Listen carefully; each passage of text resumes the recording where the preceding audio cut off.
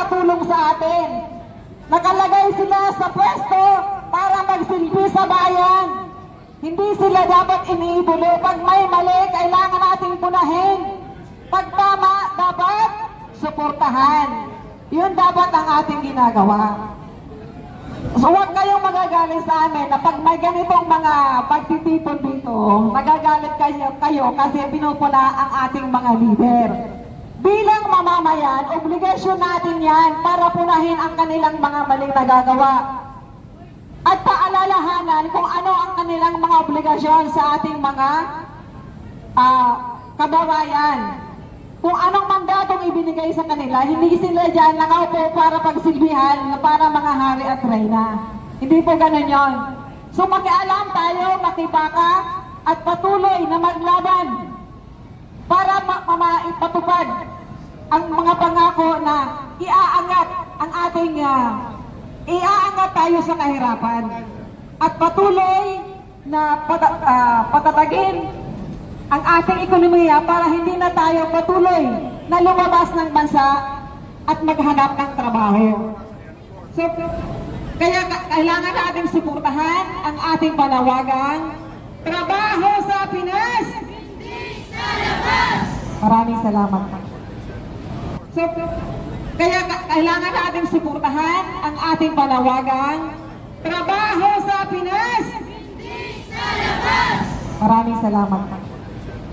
So, kaya kailangan natin suportahan ang ating panawagan, trabaho sa Pinas! Hindi sa labas! Maraming salamat. Maraming salamat, Des. Tama yun. Sino ba dito nakakabili ng murang bilhin sa Pilipinas? Dahil sa bagong Pilipinas, mahal ang bigas! Hindi lang bigas, pati mga serbisyong panglipunan. Tumaas din as korupsyon sumasabay sa pagtaas ng mga bilihin. Yan po ang pinagmamayabang ng gobyernong Marcos. Huwag po tayong pabudol sa 35 pesos na increase na sahod dahil ang 35 pesos na increase na sahod ay hindi po yan. Kalahating kilo lang yan ng bigas, taliwas doon sa 20 pesos per kilo.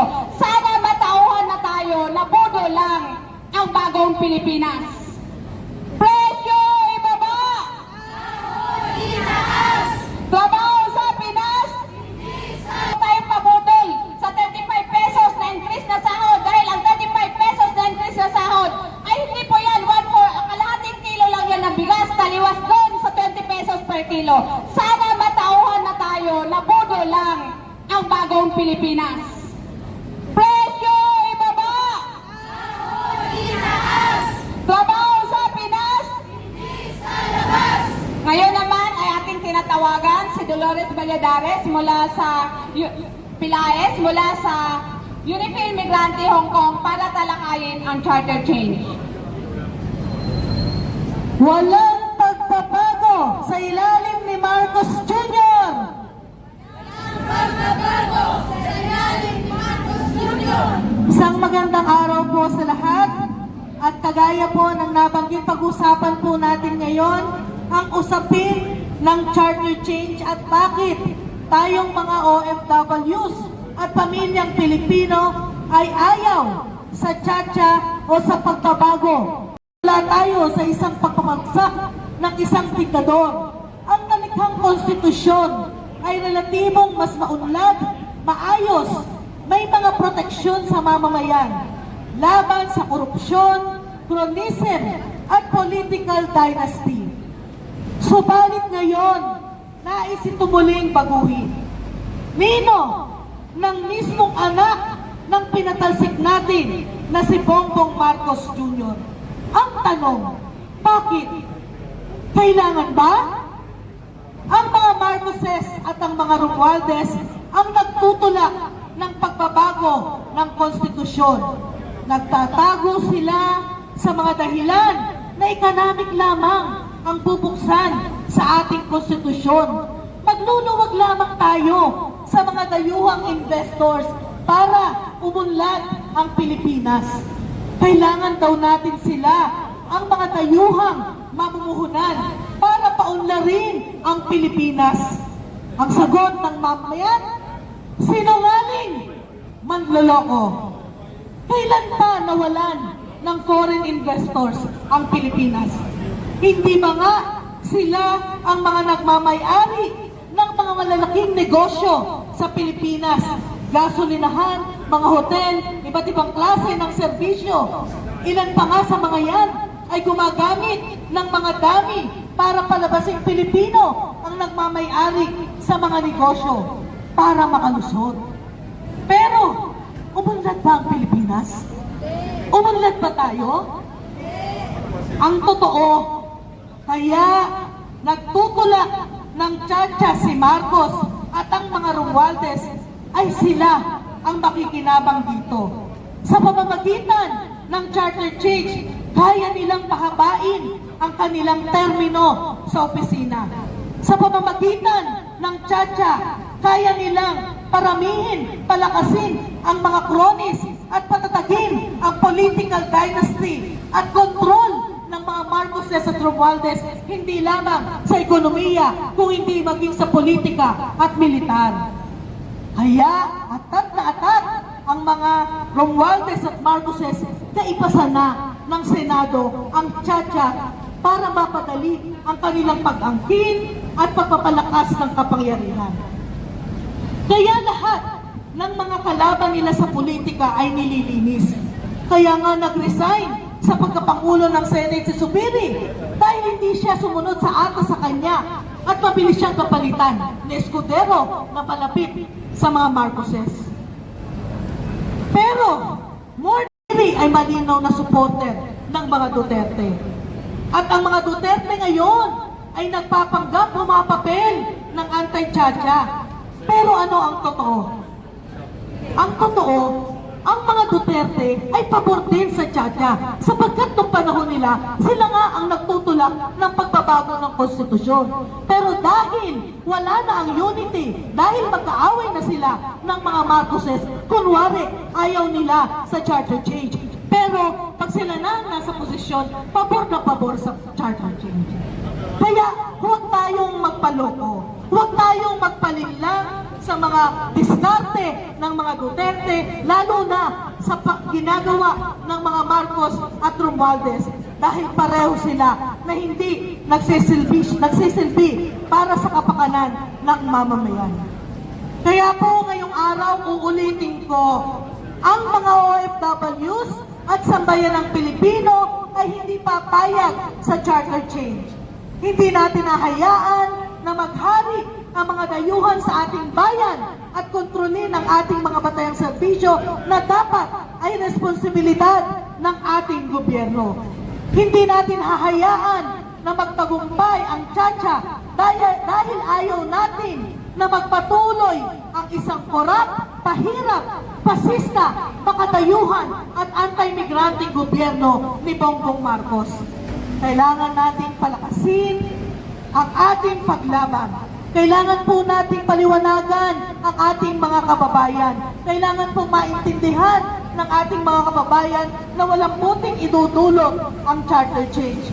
Kaya naman sa araw na ito, tayo ay kumikilos para ilantad at labanan ang rehimeng US Marcos kahit matindi ang red tagging, kahit matindi ang pandarahas na ginagawa sa atin. Hindi tayo titigil sapagkat sa huli, ang nais natin ay isang lipunang masagana, malaya, may dignidad at para sa Pilipino at hindi sa dayuhan.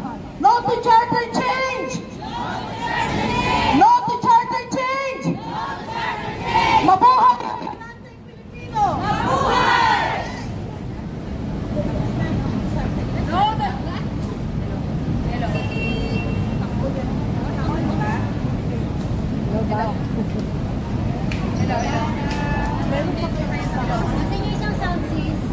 Nais natin ay isang lipunang masagana, malaya, may dignidad at para sa Pilipino at hindi sa dayuhan. No to charter change! No to charter change! Mabuhay ang ating Pilipino!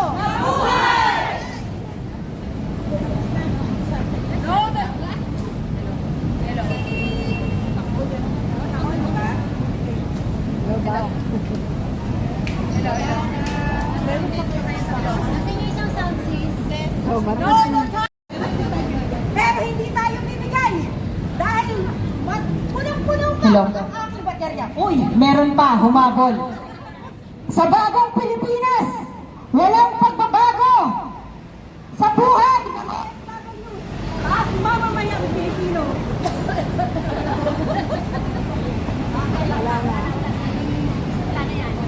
Doon po sa mga nagpa-vlog, lumapit kayo para marinig yung sinasabi natin dito. Akala natin noon, pinakabasahol na ang pagkatiraniko ng dating Pangulong Duterte. May mas basahol pa pala sa katauhan ni BBM. Bakit natin sinasabi pinakamasahol? Napakadami pong rason, napakadaming batayan kung bakit natin sinasabi na pinakamasahol. Maliban sa pinakamasahol siyang tiraniko, pinakamasahol din ang kalagayan ng mamamayang Pilipino sa ilalim ng rehimeng US Marcos Jr. 2 taon pa lang at bukas ay mapapakinggan natin ang State of the Nation address ni BBM. Makikinig na naman tayo sa 3 P. Bola! Bilog ulo! Budol! Yan! Yan ang bagong Pilipinas! Puro pang bilog ulo! Puro pang bobola! Puro pang bubudol! Sa loob ng 2 taon, ano ba ang dinanas natin sa ilalim ni Bongbong Marcos? Sa visa ng EDCA, ng Enhanced Defense Cooperation Agreement with US, sobrang obvious naman. Wala man lang konting, sana naman medyo nagpakipot, pero agad-agad na pinalakas ang pakikipagbate sa imperialismong US. Sa visa ng EDCA, yung mga agree nagpakipot, pero agad-agad na pinalakas ang pakikipagbate sa imperialismong US. Sa visa ng EDCA, yung mga agreed locations para sa mga military exercises, dinagdagan ng 4. Yung 5 na inapprove ni Duterte noon, dinagdagan ng 4. Ano pa? Pinayagan niya ang pinakamalaking US PH military exercises. Itong balikatan. Pinayagan po yan ni Bongbong Marcos. Alas 3 pa yung kaya. Ano pa? Locations para sa mga military exercises. Dinagdagan ng 4. Yung 5 na inapprove ni Duterte noon, dinagdagan ng 4. Ano pa? Pinayagan niya ang pinakamalaking US PH military exercises. Itong balikatan. Pinayagan po yan ni Bongbong Marcos. Alas 3 pa yung kaya. Ano pa? Siyempre, pumirma siya dito sa bilateral agreement with US. Sobrang isinuko ng gobyerno ng Marcos Jr.